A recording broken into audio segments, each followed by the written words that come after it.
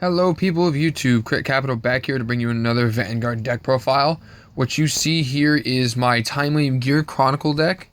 I think in my last video I said that I would be doing my brother's Vanguard or Nubatama. I did want to get this deck profile out for a while. I just haven't had much of an opportunity to actually sit down and start recording. So I really wanted to get this out, especially since the 2 trial decks just passed and Fighters Collection has just passed. Although I haven't updated the deck for the new stuff from Fighters Collection, I'll probably be making a separate Gear Chronicle deck for that. But for now, what you see is my Timely Gear Chronicle deck. I do not play Next Stage. I am poor, and Next Stage is $70 a pop. I do have one, so if I do get another, I will be playing that. But as of right now, I morphed my deck to kind of play around without Next Stage. It still wins me games and everything. So I did my best to try and play without Next Age, and it does good. It does very good. It's still very potent, and it still wins me games. But without further ado, let's get started. So, our starter is Chronodran. Basically what he does is when he is Time Leap, so from the bind zone, you put him into the soul, and you search your deck for up to 1 card with Chronojet in its card name, call it the rear guard, and then at the end of the turn, return that unit with, that was called with this effect to your hand. So, the deck is very Time Leap focused. You're going to see that a lot of my cards will Time Leap. So, he's more than likely going to be my first target to Time Leap, because then I could Time Leap him into a grade 1, and then use him to put him into the soul to Time Leap, to basically Time Leap him into a grade 3. Which is essentially plussing me cards, and then he's putting the grade 3 that I called back to my hand for more strides. So this is good. It's very good. It's very fast. I know a lot of people play the grade 3 searcher because they don't want to wait for G-Break. But I feel that for a Time Leap deck as such as what I have is kind of essential, because I play GG in this deck, which I'll get to when we get to the grade 1s. But basically, Time Leap into GG, Soul Blast 2, draw a card, use Chronodran, call it into a grade 3, call it the rear guard. You're basically essentially plussing 3 cards. So, very nice, very fast, something that I think is essential in a Time Leap deck. So, Chronodran, kind of sucks when you get sniped. It kind of slows down your deck really bad, but you can really work around that. So, next up, I play, of course, for Chronojet Dragon. The only good Gear Chronicle grade 3 that they have. So I'm pretty sure you all know, but if you don't, what Chronojet does is he has a GB2. When he attacks, your opponent cannot guard with grade 1s or greater, and he gets +5. And then on stride, counterblast 1, tuck one of your opponent's cards. Very standard, one of the most OG stride units. Everyone knows Chronojet. He's the only good card for Gear Chronicle as a boss unit. And I got the nice hot stamp. Look at that. Look at it. Ah, there we go. Yeah. There's another hot stamp with these new trial decks for the Pale Moon. The Pale Moon one is definitely a lot cooler. But you know what? A hot stamp is cool. So no one can really complain about that. So that's done. And now for other grade 3s. 4s. This is Transcendence. We play 4 Steam Fighter Bali. So what he does is, counterblast 1, when this unit attack hits a Vanguard, you may pay the cost. If you do, choose one of your opponent's rear guards in the front row, and your opponent returns that unit to the bottom of his or her deck. So that's a GB1 on Vanguard. Then, on Vanguard, during your turn when your G unit strides, choose one of your Vanguards, and until the end of turn, they get activate counterblast 1. Search your deck for up to 1 Chronojet Dragon, place in your Vanguard as a heart. Shuffle your deck, and if you place a card, choose a card, a heart card named Steam Fighter Bali from your Vanguard, and put it in to the bottom of your deck. So he's basically helps you get Chronojet. So if you have to ride into him, you just counterblast 1, and you have Chronojet for the rest of the game. It sets you up, basically for the rest of the deck.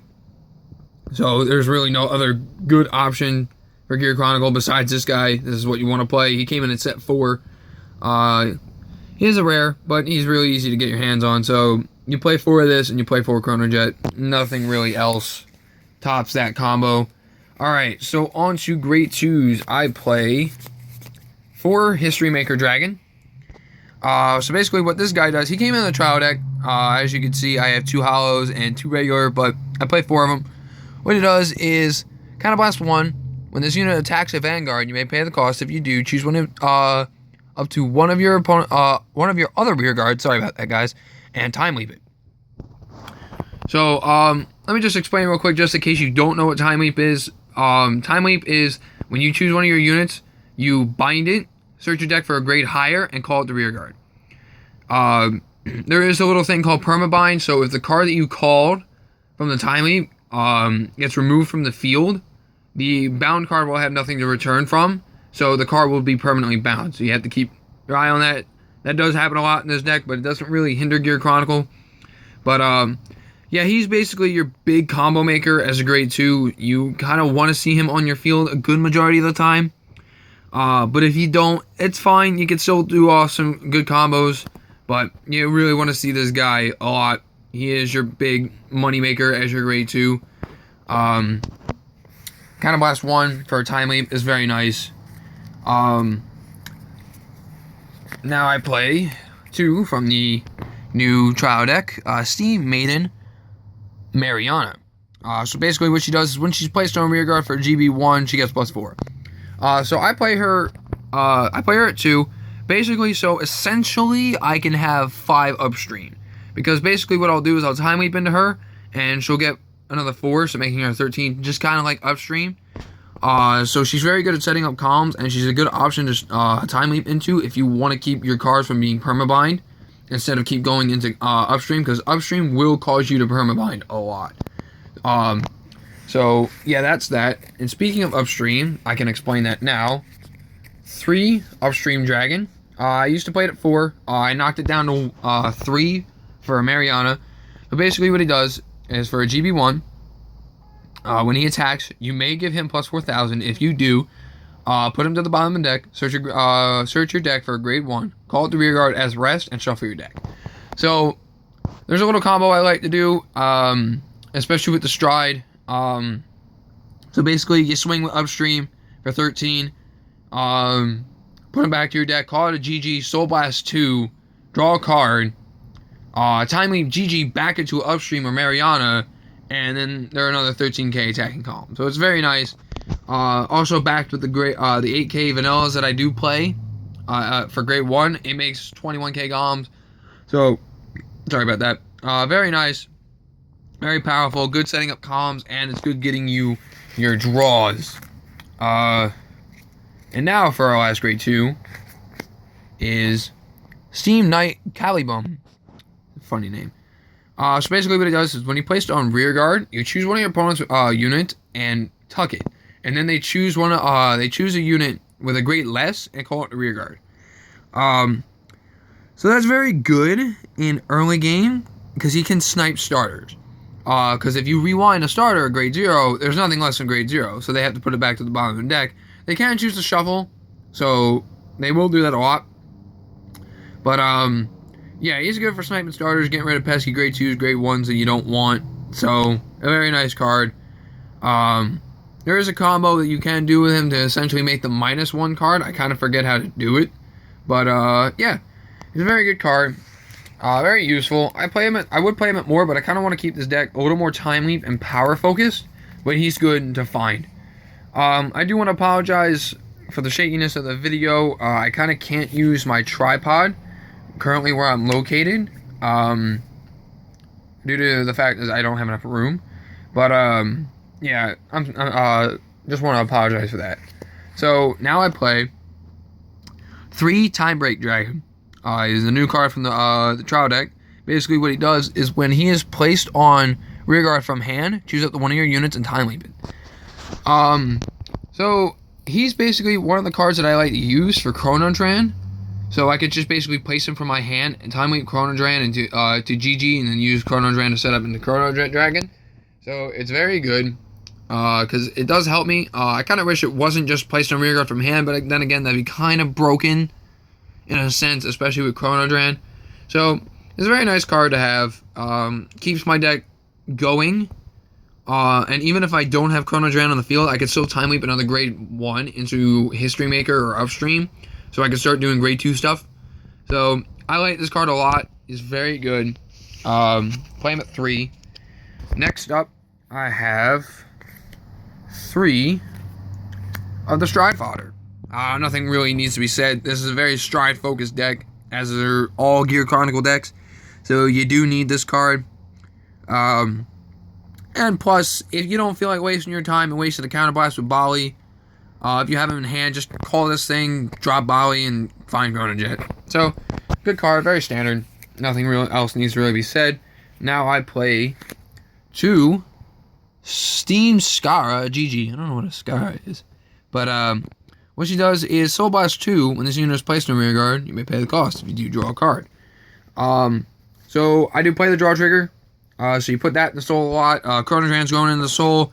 So you can fill up your soul enough to do it at least 3 times in the game. So that's very good.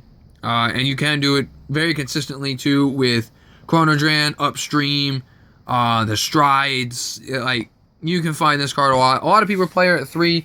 I think 2 is fine. Never really found the necessity to get more than 2 of her. Especially since I'm not going to perma bind the second one, so I'm always going to get that third one for a place. So that's pretty much it on that. And then 2 AK Vanillas. Good for setting up columns with Upstream and Mariana. 8 plus 13 is 21, so good 21k columns. And then I play 4 Perfect Guard. They would be all G Perfect Guards, but like I said, you guys, I'm broke. You know.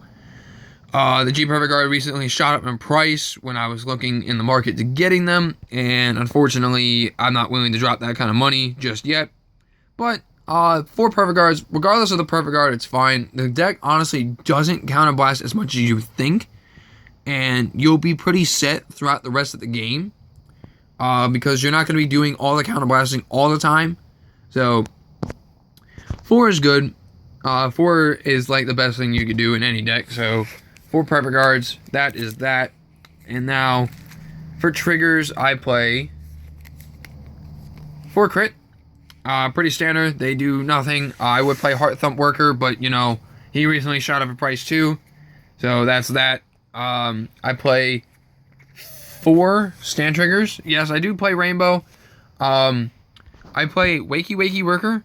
What he does is, at the end of the battle that he boosted, choose a face-up G unit in your G zone, and you may turn it face down, and then return it to the deck and shuffle. And then what Vanguard Dream Gear Cat. Jesus, I butchered that name. I'm sorry for that. But what he does is, when he's on rear guard, when one of your opponents is tucked to the ability of one of your cards, put him back to the top of the deck, choose one of your units, give him plus 10,000, and then shuffle your deck. So that's really good. I played it 1 because I like the option of getting the power. And if I ever have Kaliba in my hand, it's very good to go into. And then I play Wakey Wakey Worker for the sheer fact is I'm going to be striding a lot. And there are possibilities where I'm not going to be finishing my opponent with the set number of strides that I have. So this is definitely a very good clutch card. I have come in a clutch with this card plenty of times. So he can really save your butt in times that you need him. So I play him at 4. Then I play 4 draw triggers. 2 hollow, 2 non-hollow. I don't really care too much. But put him in the soul, plus 3. Good Margle clone. Fills your soul for GG. Very nice to have. And then 4 heal trigger. Standard. Everyone wants 4 heals. I honestly like this one better than the one that came in the new trial deck. So that's that. Now, on to Strides, the main focus of the deck. I play, as starter, 2 Metallica Phoenix. So basically what he does is, when he attacks, if you have a Chrono Jet Heart, choose one of your units and time leave it. So he is your combo setupper. And he does have a G-flip, by the way, so you have to do flip up your card in your G-zone. So basically, he is your combo enabler. He allows you to continue your combos, make new combos, do new combos. Like, this guy is the MVP of your deck. You all, like, first turn, second turn stride. You want to do that. This guy, first 2 strides. I only play 2 of them, so that It's a guarantee you're only striding him twice, at most 3 times with Wakey Wakey, but most of the time you don't do that. So yeah, makes combos, sets combos, does combos. He does stuff. He does your stuff. You want him, you do your stuff. So that is that. Now I play 2 Ragnarok, kind of the placeholder for next stage. But basically what he does is when he attacks, you counterblast 1, G-flip him. They cannot guard with grade 0s, and he gains a crit. The very first Gear Chronicle finisher. He's a very good card. I have won with him before. It's not impossible to win with him. I kind of use him to wean out perfect guards most of the time. So that's that. 1 Chronos Command, 1 Fate Rider. I really only have Chronos Command in here sometimes as a placeholder for the G-flips. But if you don't know what Chronos Command does, is when the attack hits, you counterblast 2, Soul Blast 1, choose a card from your hand, and discard it. And when this attack hits, you may pay the cost. If you do, nuke their field. As in, rewind their whole field. So that's good. I use him rarely. Barely use him, but he does come in his moments. And Fate Rider, like the finishing MVP of this deck, he has an activate once per turn. Choose one of your rear guards, put it at the bottom of the deck, and then you search for a grade higher. And then for as many units as you have face up in the G zone, choose up to that many units, and they get +3. So that does stack. So I want you to imagine late game striding him after you go into all your Metallica Phoenixes, Ragnarok. That's 6 cards already face up in the G zone. That's 18,000 power you're dividing. So very good. He comes in his clutch moments. Like, I love striding into this guy last moment if I can't finish my Vanguard, my opponent already. And then 2 Upheaval. What he does is when he's placed on Vanguard, rewind all of your opponent's currently on place rear guards to the bottom of the deck, and then they check the top. They check the top card of their deck for as many cards that were rewound. So he's good for nuking the field. If you see their field set up in a way that you don't like, you stride into him real quick. This is another card I usually use for the unflips. Sometimes I save 1, but he's still a very good backup. I like to play him, and it's very good. So let me go over real quick the main combo that you want to do with this deck. So you have that. Let's see, Chrono Dran. Where are my GGs? Let's just keep that to the side. Sorry, this is taking me a bit. I'm trying to do this with one hand since I'm the only one here at the moment. Here. And then, just for sake of it right now, there's your field. Alright. So this is basically the thing that you want to do at the start. So basically, call Time Break. Use Time Break to bind Chrono Dran. Call GG. GG's skill is then with Chrono Dran's skill, like that, as so. You don't really need that upstream out there. So you do that. There you go. There's your field right now. Swing with 11. Then you swing here. That's 16. You counterblast 1. Bind GG. Call out upstream. Boom. Turn. Swing with upstream. Rewind him. Back into GG. Soul Blast 2. Draw a card. Then you swing in with Metallica Phoenix. Bind GG. And then you call out Mariana. 13k. Swing. Put all the triggers over here. Boom. Boom. 21k calm. So, as you just saw, even if you don't have the proper field, you can get off a lot of great combos.